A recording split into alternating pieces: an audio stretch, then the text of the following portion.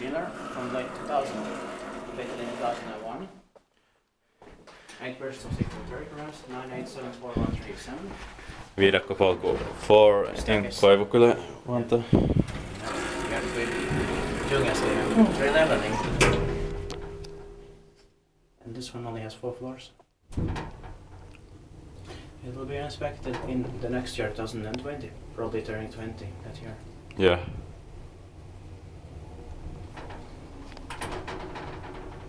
Still very late 1990s.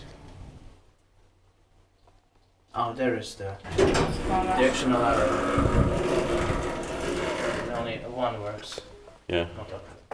What should be replaced? Maar de was in left van Taber Paulus always.